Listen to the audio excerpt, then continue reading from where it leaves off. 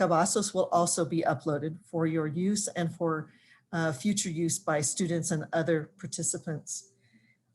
One last note, our next event will be on April 23rd, 12 to 1. That's Mountain Standard Time, featuring Dr. Rebecca Bloom Martinez, who will be discussing her recent book on the bilingual education in New Mexico. There'll be further announcements about that. I'd like to turn over the microphone, please, now to Dr. Alyssa Cavazos. Welcome.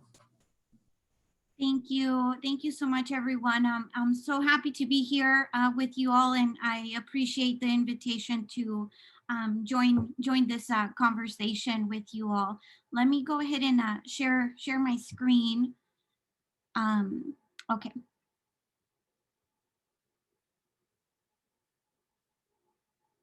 Okay, well, thank you so much again for being here today. I would like to begin with a land acknowledgement before starting.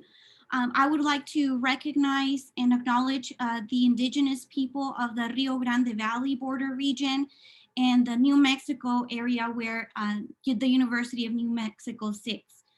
The Rio Grande Valley border region in South Texas, which continues to be a contested geopolitical space for residents, is the indigenous home to the Coahuiltecas people, a collective name for the diverse group of tribes that have historically occupied this land. And founded in 1889, the University of New Mexico sits on the traditional homelands of the Pueblo of Sandia.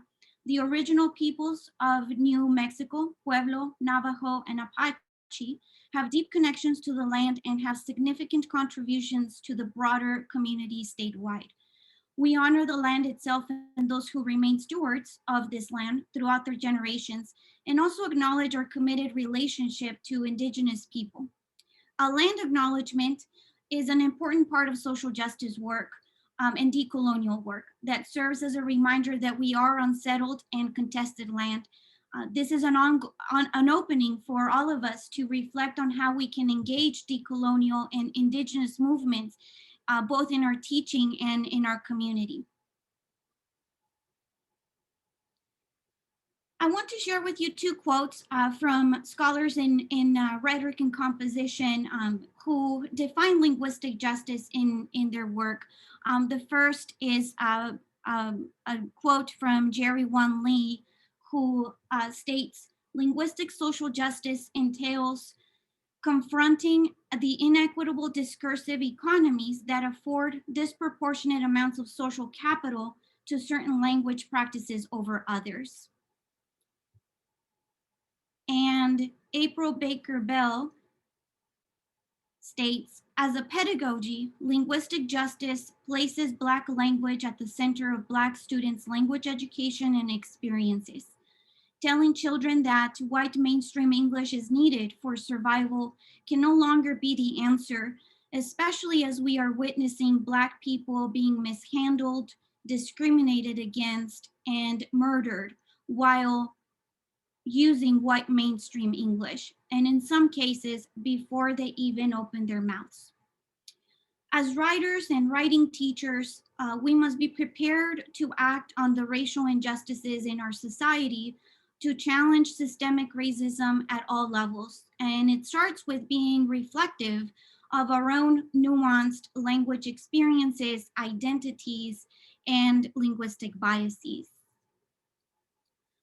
By embracing our students in our own full linguistic repertoires, we can collectively engage in meaningful impact within and beyond academic contexts.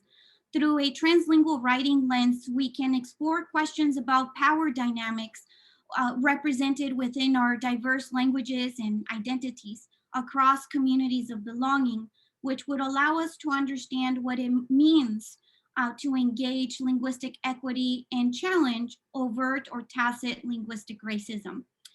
Expectations for language practices in writing through a translingual lens refers to what Nancy I. Ash defines as normalcy and legitimacy of the deployment of the a full multiplicity of language resources, negotiation and ambiguity, and the tension as necessary requirements for unfinished labor of meaning making and translation.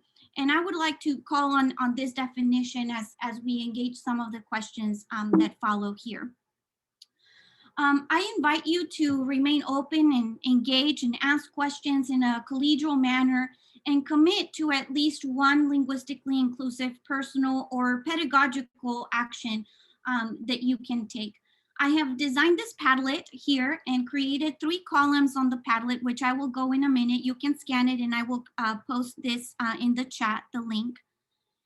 And as you listen through the presentation, I invite you to post your own reflections to these questions on the Padlet itself. And I can, let me escape here shortly so I can show you how it looks. These are the 3 questions, and what you can do is click on the plus sign here to add your reflections. It's anonymous, you don't have to write your name. But in the end, we can have a collection of experiences and responses that we can all reflect on and questions that we can explore later as well. And we will come back to these questions when Darren shares his poem and engages in some reflection. And then we also invite you to that conversation as well. The first question I want to explore is where or how have you encountered language separation anxieties in shifting across different discourse communities and even identities? And I would like to begin with this anecdote that happened at the conference on college composition and communication in 2019. One of the workshops I was very excited to attend was a workshop by Nancy Summers and Chris Anson. You can see them here, Nancy and Chris. When I walked into the room, I had just come in from listening to the chair's address, where Asao Inoue talked about language diversity and white language hegemony, or supremacy in writing instruction. I should have felt a sense of validation and empowerment at the moment when I walked into the room, but I didn't. I was more aware of my difference at that moment, and I was a bit intimidated to be in that room where the majority of the attendees were white. As an English language learner and someone who has always strongly identified as Mexicana, this space can still produce a sense of fear and even imposter syndrome. As I struggled past my fear, Nancy Summers asked the group to think about one of our early literacy memories and illustrate details we could remember. I wrote in English, as I normally do, and with the usual story. I immigrated to the US with my parents when I was 8 years old and began learning English in 5th grade with Mrs. Weiss. Then Nancy noted again that this should be an early literacy memory. And suddenly I stopped because I realized that this surely isn't my early literacy moment. And I questioned, well, why do I always go back to that moment when I learned English as a second language? I recalled a banner that at that moment that I saw as I came into the conference that morning that read that 4Cs advocates for a broad definition of literacy, including language practices to empower individuals and communities. And so I thought about my early literacy prior to immigrating to the US. And I recalled a moment, a special moment, me mami, writing poems and reading them to me on rainy days in the old adobe home where we lived in El Barranquito in Mexico. I wrote about this moment in Spanish because that's how it happened, about her words and the sounds, las gallinas, the smell of the place where I grew up. It was liberating to write in Spanish at 4Cs. And not because I had never written in Spanish before, but because I had never written about this literacy moment. I felt ashamed and guilty for dismissing mommy's role in my literacy development for so long. I couldn't believe I had never written about her poems. The deeper meaning that I took from this short writing exercise was that I had buried deep in my heart early literacy moments with mommy, because I always wrote about the moment that I learned English. I associated early literacy with early English language literacy. And why is that? Perhaps because no one ever asked me about the language of my early literacy moments. While Nancy and Chris didn't mention language at all in their talk, languages other than English, my experience here is the living representation of what Inouye referred to that day as white language supremacy in the classroom. White language supremacy, English only, or monolingual views have the power, or can have the power, to suppress memories. We must be willing to open to challenging traditional literacy narratives that often privilege English only literacy and change structures in our writing classroom to create spaces for diverse language experiences to flourish. As Nancy Ayash has argued in her piece, a translingual approach to teaching writing is not just about inviting students to compose in languages other than English. Our linguistic realities, or multilingual students' linguistic realities, informs everything that we do every day. So our emphasis should be on exploring the nuances inherent in how we negotiate among our identities and languages, and the role that monolingual views and linguistic biases play in these negotiations. And it begins with supporting language rights in our courses and in our educational spaces as well. The second question that we have, and please, make sure you use the Padlet as you see fit, and write your own reflections, your own experiences as we move through. The second question is, what barriers have you encountered in challenging language correctness in different communities or contexts? What could you or others have done to embrace a more fluid or inclusive approach to language and identities? This next anecdote I'd like to share is a writing experience I had as a first-year writing student. And it's been quite a while now that I reflect and I actually count the years how long that has been. So it has been a while. My first year writing teacher, first year composition 1301, asked us to describe a space for one of the assignments that we had that semester.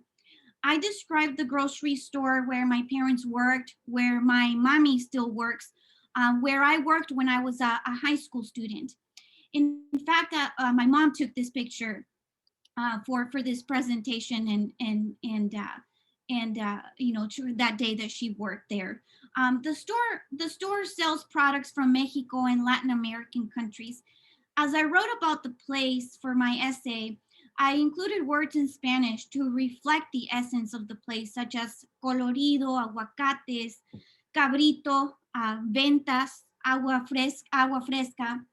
And so after the teacher read this piece, she asked me to translate everything to English because it was an English class. I didn't question her comments as a first year student, as a first generation college student. There was one word that I couldn't translate, and that was cabrito. And it means baby goat, literally. But it doesn't really carry the same meaning, especially for the Mexicanos del Norte de Mexico and Sur de Texas. So I deleted it.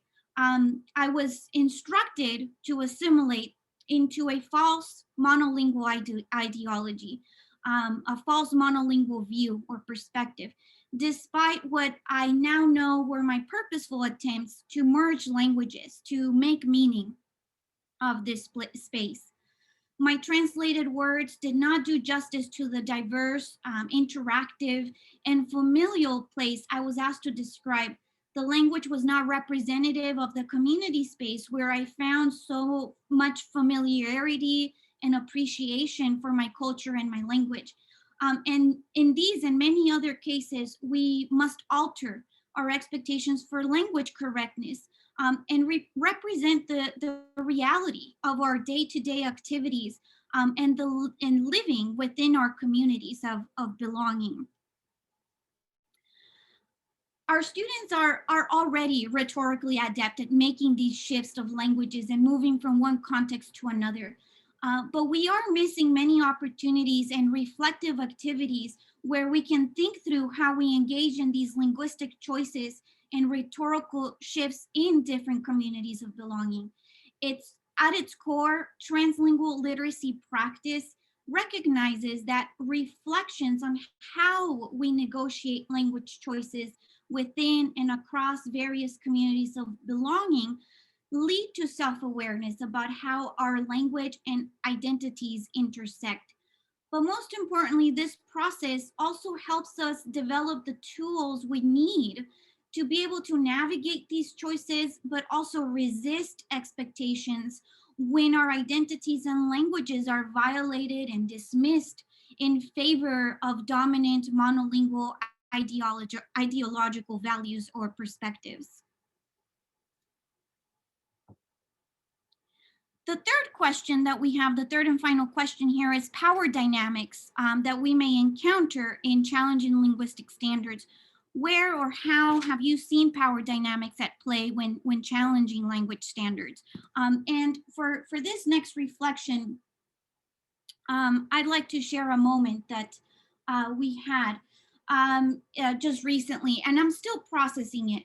As director for the Center for Teaching Excellence at my institution, I was asked by one of our departments on campus if we could facilitate a workshop on designing writing assignments. I partnered with our new writing center director to facilitate a series of workshops on writing assignment design, on student feedback and student engagement in writing. The first session focused on feedback to student writing. We shared best teaching practices informed by decades of writing studies research that emphasize feedback that creates a community of learners and writers. At one moment in the conversation, I shared the following, and informed by Matsuda's scholarship. We should only assess what we teach. If we are not teaching grammar, we should not penalize our students for perceived grammar errors. Our participants challenged us and strongly opposed this statement. My co-presenter and I were unable to regain the conversation or adequately explain our teaching, our pedagogical or theory-based reasons supported by research in writing studies and best teaching practices. This led to some questionable responses on the feedback reflection survey that we collect, notably that the CTE and the Writing Center did not know what they were doing. Questions on whether students deserved a college education or even graduate from college while not abiding by some perceived grammatical standards, and perceptions that we intend to keep our students in literacy poverty and submit mediocre writing. I didn't understand how a simple statement that is informed by sound evidence in teaching could lead to such strong language. This experience made me feel belittled. I felt that my experience as a writing instructor and scholar was devalued. I felt my students' rich experiences with language was rejected. While comments were not directly aimed at me as a person, as a writer, as a scholar, the language used in the moment did conjure negative memories for me as a writer and as an English language learner. Memories of when English teachers questioned my writing abilities, when those who were supposed to be my mentors questioned my ethics as a writer and ability to even earn a PhD in rhetoric and composition, and those who even threatened my academic journey. I was taken back to a dismal place in my language and education journey, a place that I avoid and never visit again. I felt defeated to the extent that I questioned my entire teaching philosophy, my research inquiries, my writing assignments. I even questioned my bilingual abilities in this moment. And I even hesitated to facilitate further conversations on language difference, even this one today. My feelings of imposter syndrome flourished, and I was in that dismal place again for over a week after that we facilitated that session. It was demoralizing, to say the least. If I felt this way as a tenured associate professor, how do our students feel when they receive feedback and comments on their writing that may tacitly or overtly dismiss their sense of self, their identities as writers, and their language histories, their journey? We're all on a writing journey. What happens then? Once I mustered the strength to reflect on what had happened, I realized that how I felt in this moment matters. Now I realize that I should have never felt that way, but I did. I did. This experience represents the power that white hegemony exerts over our experiences, our feelings, our actions. It embodies the privilege and power of one dominant way of knowing while oppressing, critiquing, and diminishing other ways of knowing, with the sole purpose of overpowering in the name of monolingualism. I could not let this moment overpower my deeply held values and beliefs about writing and language and my identity. As a writing teacher, I value my students' feedback and their agency as writers. And so I know that I must listen to my colleagues with an open mind. I recognize that my colleagues have our students' best interest in mind. They want them to respond to the social norms of writing and communication that approximate a perceived standard, because they want our students to be successful. I also want my students to be successful writers and communicators, become leaders in our community, and advocate for social equity. I can't ignore the fact that some of the statements or questions came from a deficit model of education. Our students lack something, and we as educators in this ivory tower, educators that know everything, provide it. If we ask whether a student should be a college graduate while writing a perceived grammatically incorrect sentence, this implies that we have the power to decide who should or shouldn't be a college student or a college graduate based on one sentence, based on a couple of perceived grammatical errors, or even typos. We don't have the power to deny anyone an education because their communicative practices may not align to a standard. The moment we begin to making that call, we are engaging in discriminatory practices instead of serving our students in ways that respond to their linguistically diverse strengths as writers and foster their writing growth. If we use standard American English grammar as a basis to judge and correct students' grammar in every instance all the time, and we withhold opportunities and privileges such as failing an assignment or failing the course, then this is a systemic racist act, as Inouye has argued. A deficit model of education or a deficit model to writing is not a sustainable nor linguistically inclusive, nor an equitable way for us to engage in conversations that challenge the norm. This model ignores the quote learning, this model quote ignores the learning incomes. In other words, the sociolinguistic resources that students bring with them, as Juan Guerra has argued and reminded us. We need to build on our students' strengths as writers so they can leverage their linguistic assets in varied communicative contexts. Most importantly, we must also build on students' self-efficacy and agency as writers while creating opportunities where they can make these informed rhetorical and linguistic choices in different genres, for different purposes, for different audiences, and in different languages. There is often the misconception that standard American English grammar is used all the time in all contexts, in all communities, in the real world. This is not reality. My colleagues' reactions to writing instruction is rather common, and I don't blame them. As Inouye reminds us, Asao Inouye reminds us, this is an issue of the education system and the social norms that elevate certain linguistic features while reducing others. Perhaps my colleague and I could have taken a different approach as we prepared for the first session for this department. At the same time, we were unaware of other factors within the department that may have influenced their reflections and their feedback and the dynamic of that unfolded that day. Regardless, we listened to our colleagues' reflections on that survey and we listened to their feedback.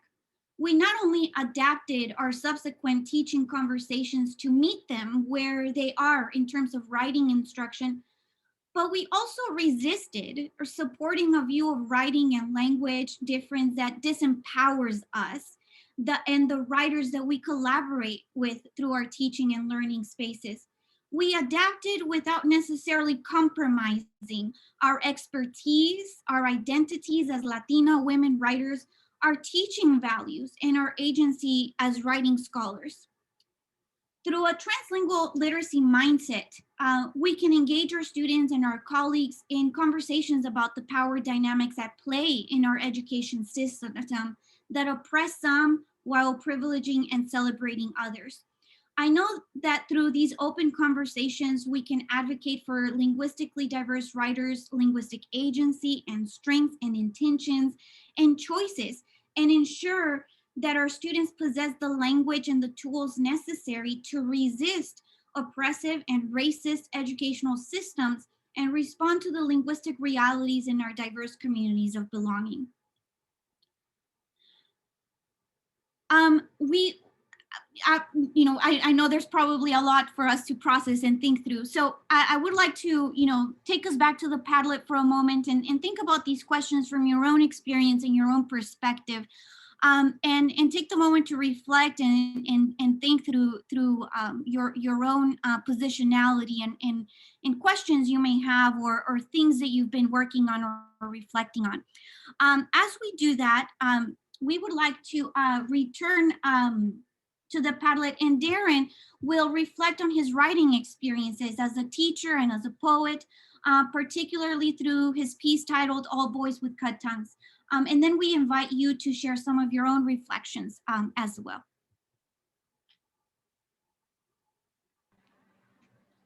Okay, do you want me to go ahead and read that right now? All right, so thank you so much, Dr. Cavazos. That was incredible. I thought it was really interesting to see how through your anecdotes you were able to like bridge the gap between being a teacher of color and then also sharing the experience from students of color. And I thought that was like really beautiful. Thank you for that. So yeah, I'm gonna go ahead and read this poem, All Boys with Cut Tongues, and hopefully you guys like it. All boys with cut tongues share a mouth, a broken jaw. The part in the story when someone said, "Let's make a man out of the boy." Some boys make it difficult. Hold still, they say. No one ever wants to get their tongue plucked, but why didn't they stop after nailing it to a table? It won't be a brother or a lover that does it for you.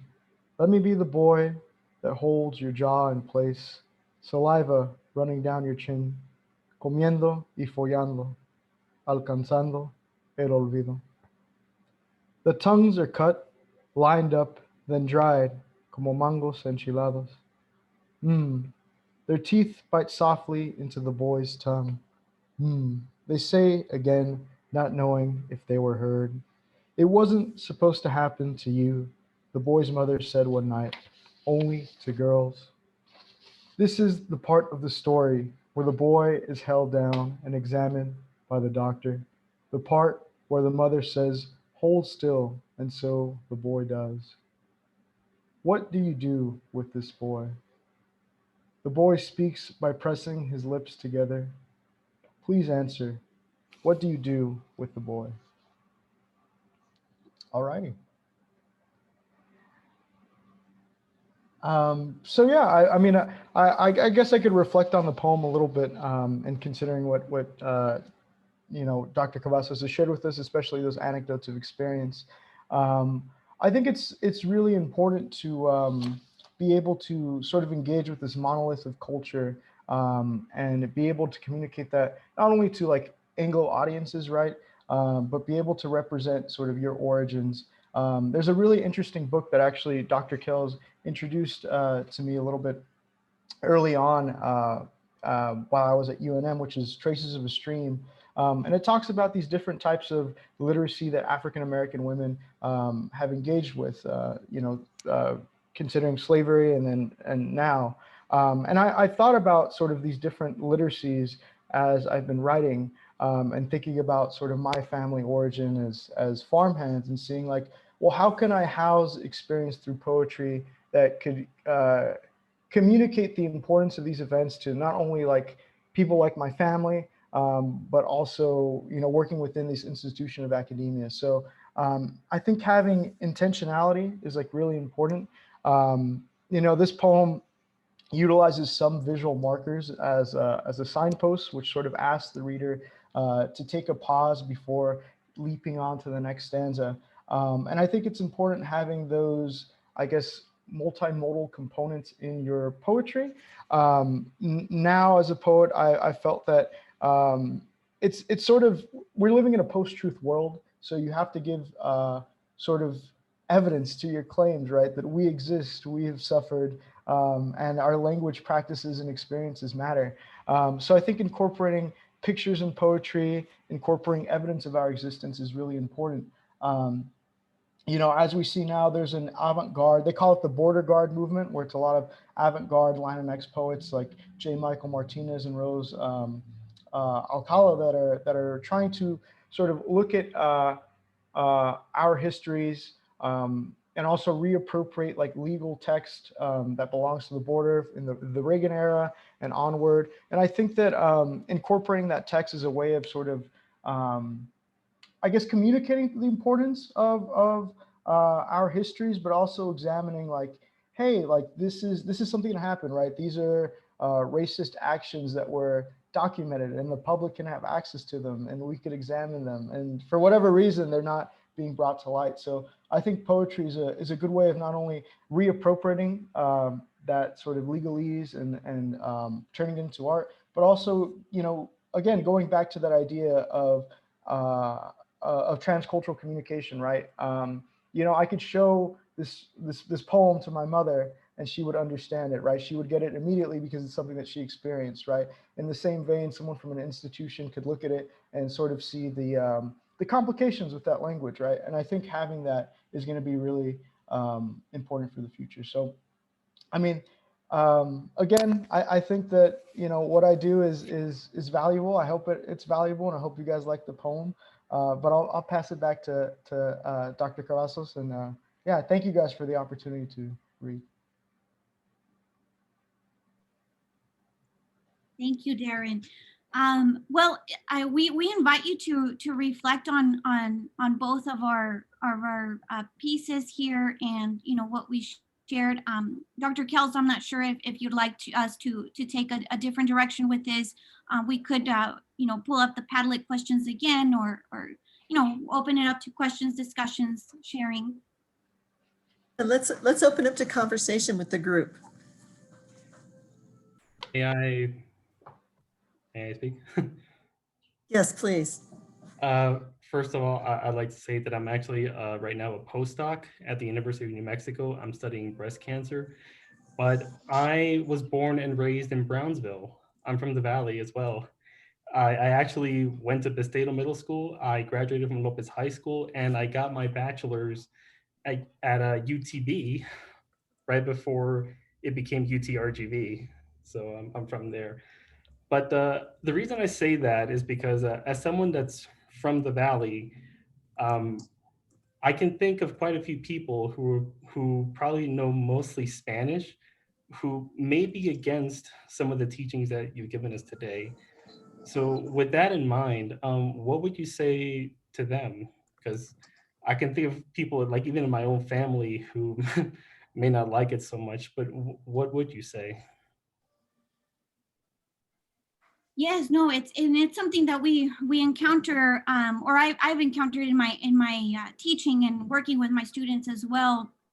I can say that my husband's grandmother has shared this story with me that she was paddled when she was going to school here in the Valley for speaking Spanish, or children were asked to pay like a nickel for every Spanish word that they spoke. And so I'm very much aware of the history of our region, and that perspective that in order to get ahead, we do it in English. I mean, it's something that my parents have always told me, like, you order because you order in English, and you order the food, and we'll get faster service if you do that, right? And so I do understand that. And so when we talk about these nuances, I want to always start there and recognize that we all have these histories and these perspectives that are informed by real experiences, right? And oftentimes these experiences, as Darren pointed out, are racist and violent, and we want to be able to be comfortable in recognizing those histories. At the same time, what I see, what bothered me so much from that experience that we had was this perception that our students can't do something, when the students I work with and I respond to their writing every day are so amazing, and they do wonderful things with writing, and they challenge these expectations, and it's meaningful. And so it bothered me that some faculty don't see that. And it's discouraging, because I see all kinds of strengths in my students. And so I want my students to be able to, we talk about, well, how is it that we negotiate these different expectations? How do we make these choices of switching between one language to another, in these circumstances that we encounter, even at the same moment, simultaneously we're doing this work. And we talk about that, and I invite them to ask questions and explore. And I, to also address your question, I have had students who've challenged me on the translingual perspective, and I should say, with the faculty that we work with, I didn't even mention translingualism or anything like that. But students have challenged, and I invite them, go ahead, go ahead. What are the questions that you have? What are the inquiries you have? And explore those, right? I think that is an important part of the learning process and the communication process, in what we do and how we work with our students. I hope I addressed your question. Yeah. In my conversation, I like it. Thank you. Thank you. Alyssa, we have a question from Jennifer Hernandez in the chat.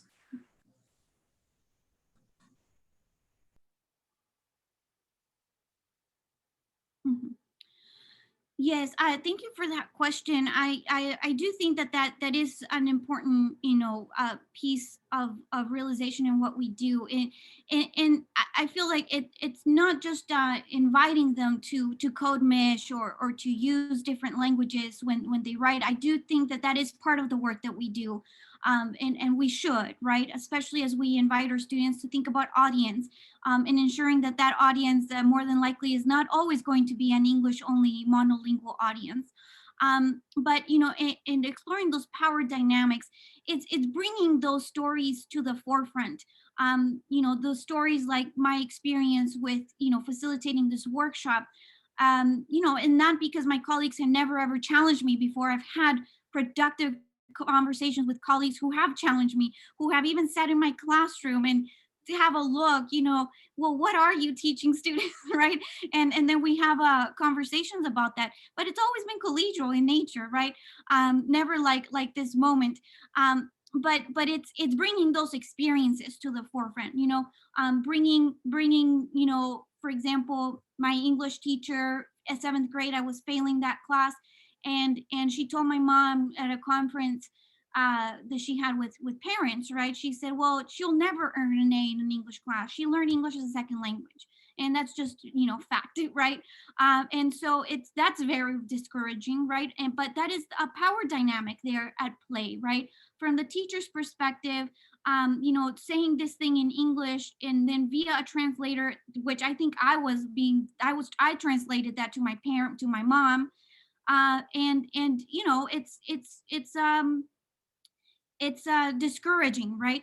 Um, but asking students to explore those power dynamics when they see maybe perhaps teachers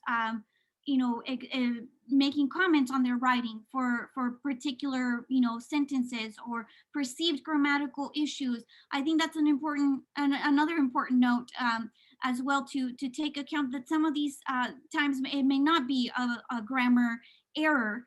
It may be intentional on the student's part, and bringing awareness to that is important. One of the things that I like to do with students is, in one of my classes, is to map out their multilingual journey. It's a sophomore level multilingual writing class. And I asked them to map out their multilingual writing journey and to identify these places, right, where they're using different languages. And again, languages broadly defined, different literacies, multimodality, as Darren pointed out as well. And being able to pinpoint those moments where those things are happening, right? And map them out, visually on this map that they're creating. And then we're extracting one of those moments for a later piece where we can delve deeper into, well, what is happening? What was the power dynamic at play? That experience at 4Cs, for example, nobody talked about English and Spanish, right?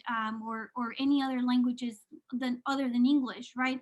But it's a missed opportunity, really, in that moment, for us not to recognize that, and for us to be able to pinpoint that this happened. It was memories that I still feel guilty about it, that we oppressed, because of the dominance of English in our education system. That's powerful, right? And we can invite our students to explore those dynamics further, and then to ask these questions. Well, what does that mean? What is it? Why does it matter to you? And what does it mean for how we should be instructing, teaching writing and so forth. Thank you, Alyssa. We have a question from Chris Elder. Thank you, Michelle, and Dr. Cavazos, thank you so much for your presentation. Cavazos, sorry. And I hope you don't mind, I don't have my camera on because my internet is so bad. I'm the director of rhetoric and writing at UNM, and I'm also the director of writing across the curriculum. So I work a lot with faculty across the disciplines on integrating writing into their courses. And so of course I also talk a lot with them about language and staying away from a deficit model, viewing students' multiple dialects that they bring with them to campus as strengths. And when I shared a couple of the most recent C statements, and this was even within my own department, the statements, one, this ain't another statement, this is a demand for Black linguistic justice, and the Black technical and professional communication position statement. The resistance that I actually got from faculty in my own department were two BIPOC faculty, and one respond passive aggressively. The other one actually reached out and engaged in an email back and forth with me about, my thoughts and my values about language and the teaching of writing. So that was a much more productive interaction. And I'm just wondering, as someone yourself who works with faculty, is there more that I can do beyond presenting the research and also explaining to faculty that if they're going to insist on requiring the standardized edited form of English, that they should also be talking with students about the problematic aspects of that, the settler colonialism aspects of that, et cetera, et cetera. I guess I'm asking you for a magic bullet, but how do I get through to other faculty when they don't have the benefit, frankly, of, the education that we've had or the benefit of your own experiences? Yes, no, thank you so much for sharing that. And it's reassuring to know that there are other experiences. The more I've reflected and the more I've had the opportunity to talk with other colleagues about how I felt and what I experienced and the deep impact it had on me, the more I realized that it may be more normal, I guess, or more expected than I had perceived. I think I'm still processing and trying to determine how is it, if I were to do this again, how would I approach it? I feel that one of the things that I felt that we could have, further engaged in conversation that we didn't was we did address it in the most recent one, which was instructional alignment in our writing assignment design, in our designing assignments and assessing them, and what counts as, what are the criteria for success, and differentiating instruction when it's needed and necessary for our students. One of the things that I noticed based on some samples that we saw was that the assessment part was quite focused on grammar and sentence structure, but the content of the teaching of it did not align to that assessment. And I feel that sometimes our faculty may say, well, yeah, but our assignments are aligned, or at least that's what I hear here at the CTE. Yes, of course, I align my assignments. But then when we dig deeper and we really look at an assignment and take a look at what's going on, we see that the instructional strategies may not be aligned to the learning objectives and the assessment that is being used to determine students' abilities to reach that learning objective. I feel that would be one of the things that I would drive the conversation more in a focused way. And I know it doesn't address your question, but if we're talking about writing assignments, I feel like that's one thing that I would address. And also that we vary our assignment types, right, or our genres. And that's another thing that I hear a lot is like, well, in the real world, students will not be, will not be doing essays. Well, yeah, you're right. They're not going to be doing essays, and they're also not going to be writing in standard American English 100% of the time. So our assignments need to reflect that real world, I guess, the reality of the context where students are going to be joining and the people they're going to be interacting with on a daily basis. But yeah, I know it's more complicated than that, and I'm still learning and processing to see what I can do as well. Thank you so much. I appreciate it. Alyssa, we have a question from Anita Obermeyer about attitudes toward language with other countries and other cultures.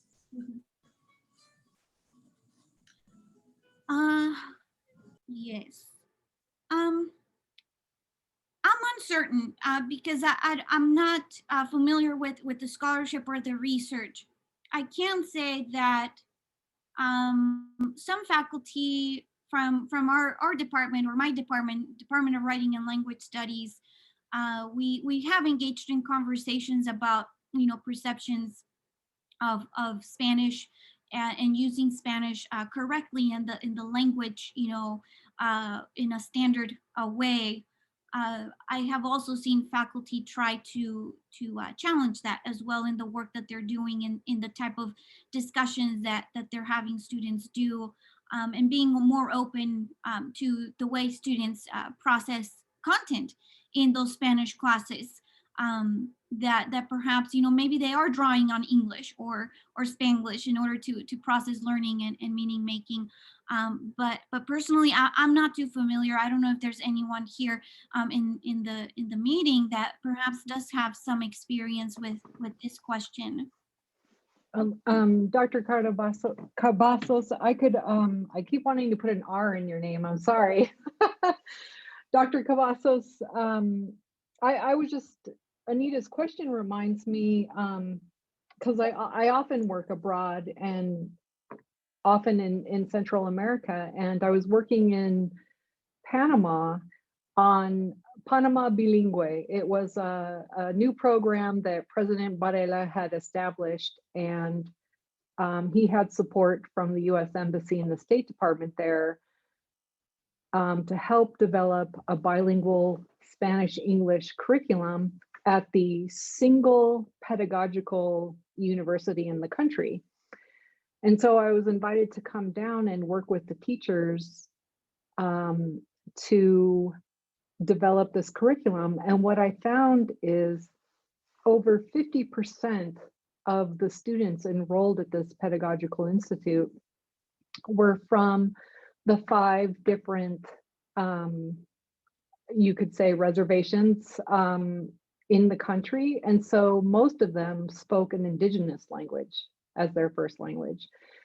And it just so happened that because the Institute was celebrating an anniversary, President Varela himself and his cabinet showed up at the school.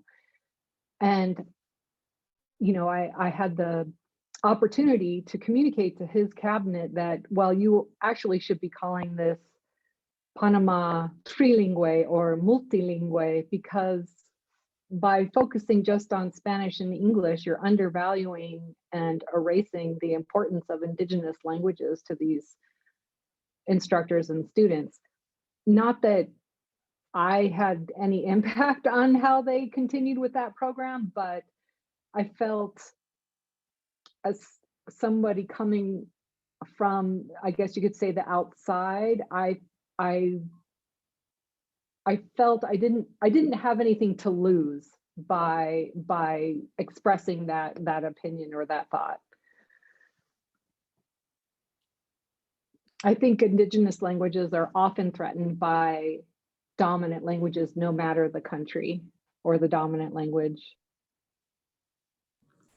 Can I say something here? Yes, please.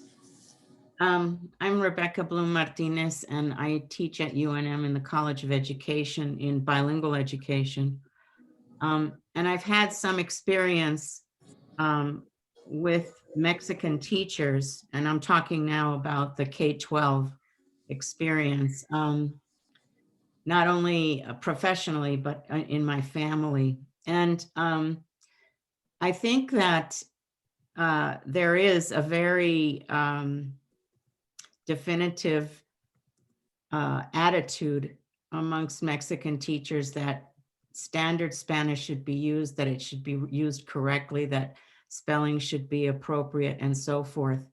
And if, you know, now with so many children returning to Mexico and going into the schools who don't really know Spanish, this is presenting quite a dilemma for these teachers. They've never had these experiences before, except maybe, as Chris just said, with indigenous students. So they find themselves really in a quandary, not knowing what to do and not always being terribly sympathetic to the needs of the students.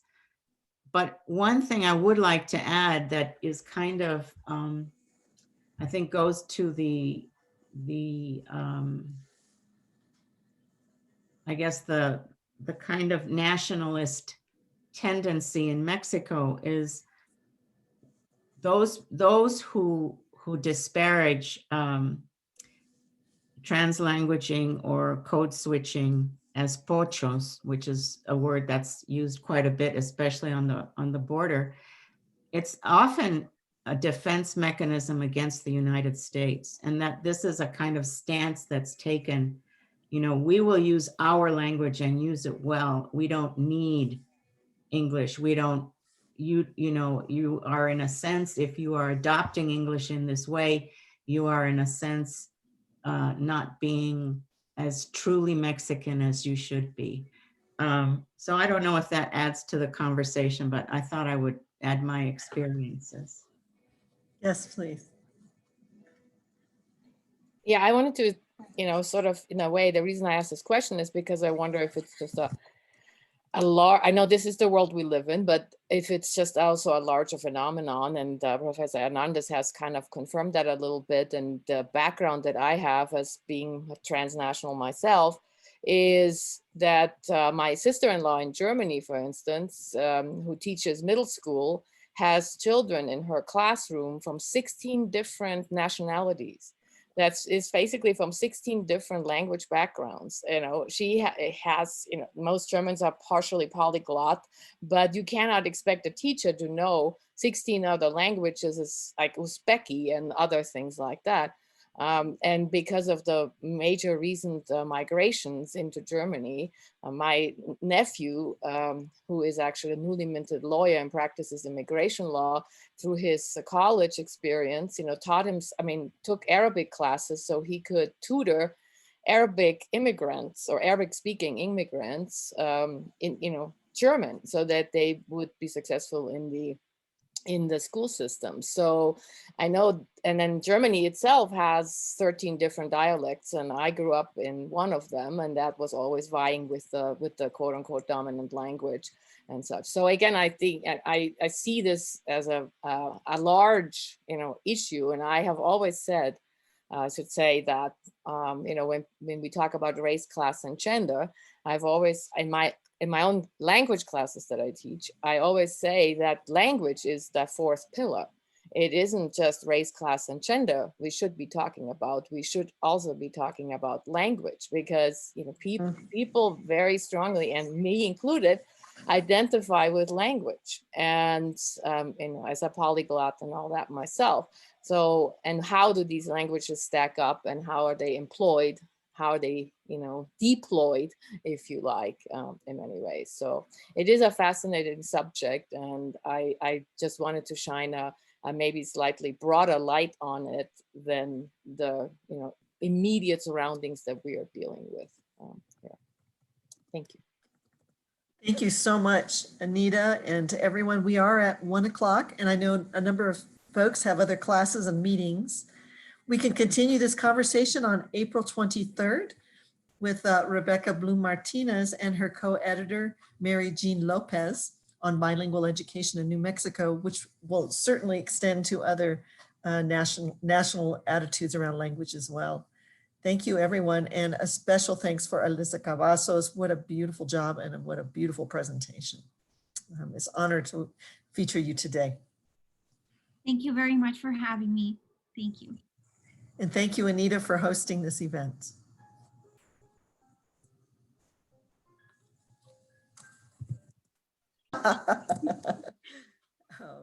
We will post the PowerPoint presentation and the Padlet and the YouTube video on the Translingual website, just to keep it out there in the public sphere. So Okay, have a good weekend.